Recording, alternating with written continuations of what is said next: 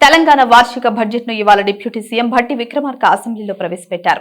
ఈ బడ్జెట్ లో ఇందిరమ్మ ఇల్లు, రైతు భరోసాకు భారీగా నిధులు కేటాయించారు. మొత్తం 4 లక్షల ఇందిరమ్మ ఇల్లు నిర్మించనున్నట్లు చెప్పిన భట్టి ప్రతి నియోజకవర్గంలో 3,500 ఇల్లు నిర్మిస్తామని స్పష్టం చేశారు. 3 లక్షల కోట్లతో తెలంగాణ వార్షిక బడ్జెట్ ప్రవేశపెట్టారు. ప్రజా ప్రయోజనాలు లక్ష్యంగా బడ్జెట్ ప్రవేశపెడుతున్నామని, ప్రజా సంక్షేమమే తమకు ముఖ్యమని తెలిపారు. బడ్జెట్ లో భట్టి కీలక ప్రకటనలు చేశారు. అవేంటో మీరు చూసేయండి.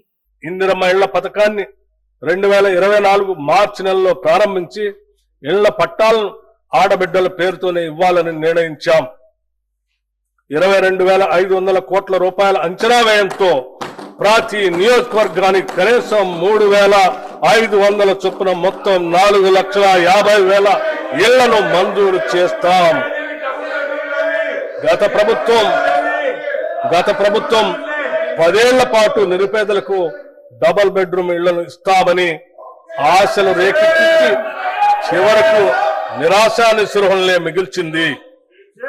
అసంపూర్తిగా నిలిచిపోయిన గృహాల్లో 34,545 నిర్మాణాలకు 305 కోట్ల 3 లక్షల రూపాయల నిధులు కేటాయించి వాటిని అందుబాటులోకి తెస్తున్నాము.